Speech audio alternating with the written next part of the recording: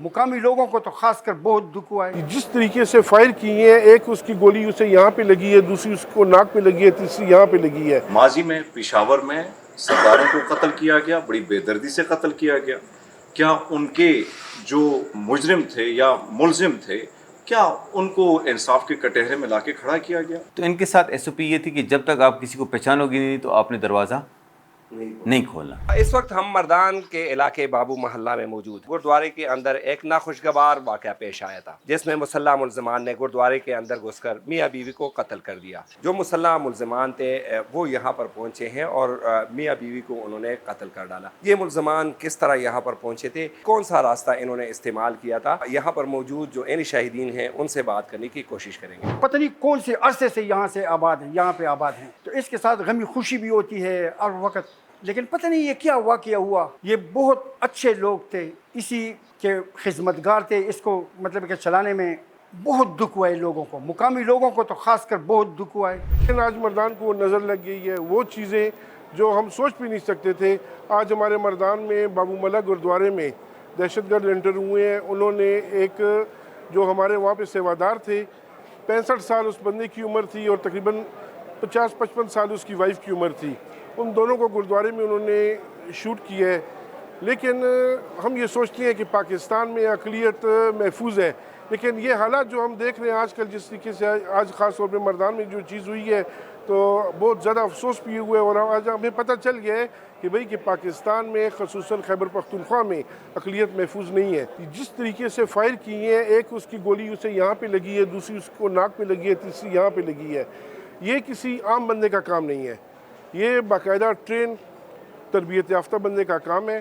बाकी हमारी अक़लियती कौम जो है ना, वो तो सारे पुरअमन लोग हैं, हमेशा वो जो है तो अमन का साथ देते हैं। नाम हरमीत सिंह है, मैं सहाफ़ी एंकर हूँ और मेरे रिश्तेदार थे। इस वक्त जो हम मौजूद हैं मर्दान में और इनका मर्डर जो हुआ है दोनों मियाँ बीवी का, यकीनन बहुत अफसोसनाक है, बहुत तकलीफ़देह है। और मैं हमेशा इस पर आवाज़ उठाते रहता हूँ कि खैबर पख्तूनख्वा में हमारी जो सिख बरादरी है, जिस तरीके से चुन चुन कर उनको टारगेट किलिंग उनकी हो रही है, उसके बावजूद अभी मुझे बताया ना कि इतने ज़्यादा लोगों का कत्लेआम हुआ है। इस कत्लेआम के पीछे कौन है? माजी में पेशावर में सरदारों को कत्ल किया गया, बड़ी बेदर्दी से कत्ल किया गया। क्या उनके जो मुजरिम थे या मुलजिम थे, क्या उनको इंसाफ के कटहरे में लाके खड़ा किया गया? बिल्कुल ऐसा नहीं हुआ। यहाँ पर सिख बरादरी जो है पुरअमन तरीके से अपनी ज़िंदगी गुजार रही है, पुरअमन तरीके से।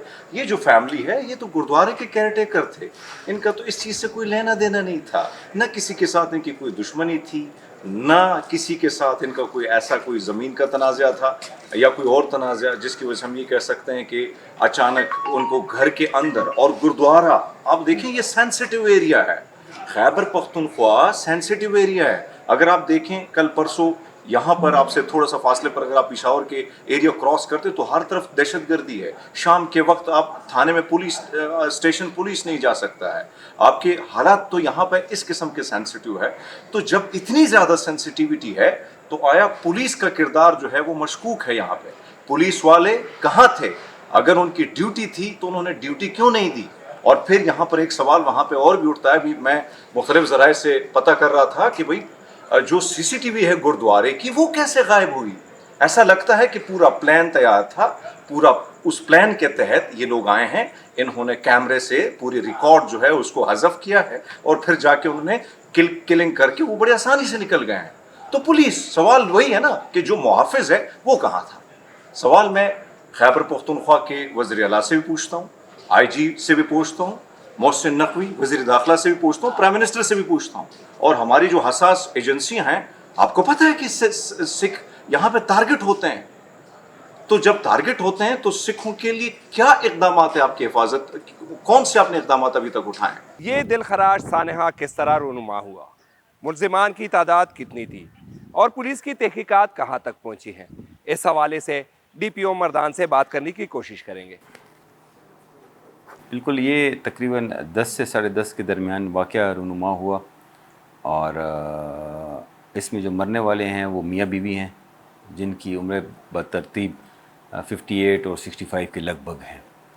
और इसमें जो इब्तदाई وہ نظر آ رہا ہے کہ ایک یا دو شخص آئے ہیں, ایک یا دو بھی ہو سکتے ہیں, اور دروازہ کھولا گیا ہے اندر سے ہی, اور یہ اوپر گیا ہے اور اس نے دونوں میاں بیوی کو 30 بور کا جو پسٹل سے فائر ہے اس کے ذریعے انہوں نے ان پر فائرنگ کی ہے اور دونوں کو مار دیا. بیان کی جو اپلیکیشن ہے اس کے مطابق تو ہم نے 780A per F I R کی ہے, لیکن ابھی یہ کہنا قبل از وقت ہوگا کہ یہ کس اینگل پر جاتا ہے, کس آسپیکٹ پر جاتا ہے. لیکن بہرحال ہم تو ہر آسپیکٹ کو دیکھیں گے. ملک کی صورتحال ہے, محرم کے دن ہیں, سینسیٹیو دن ہے, وہ بھی ہمارے آسپیکٹ نظر میں ہوگا.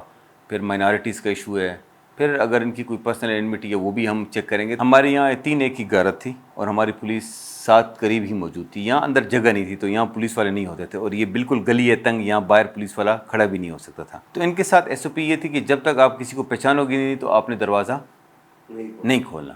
اور پولیس ساتھ ہی اندر گلی میں ایک جگہ ان کو ایک کمرہ ساتھ دیا گیا تھا تو اس میں رہتے تھے 3 کی. لیکن جو ان کے مذہبی جو رسومات ہوتی اس وقت میں جب رش زیادہ ہوتی تھی تو پولیس باقاعدہ پہرا دیتی تھی. تو ابھی کچھ تھا نہیں تو نارمل اس میں اندر ایک بندہ ہی سبق پڑھ رہا تھا اور یہ میاں بیوی اندر اوپر رہتے تھے. تو ابھی بہرحال ہم نے ڈفرینٹ جگہوں سے CCTV فوٹیجز کو جو ہے نا وہ DVRs کلیکٹ کیے ہیں, اس پر ہم کام کر رہے ہیں. تو انشاءاللہ امید ہے کہ کچھ ہمیں کلو مل جائے. اس وقت ہم شمشان گھاٹ میں موجود ہیں جہاں پر آخری رسومات کی تیاری کا سلسلہ جاری ہے. اصل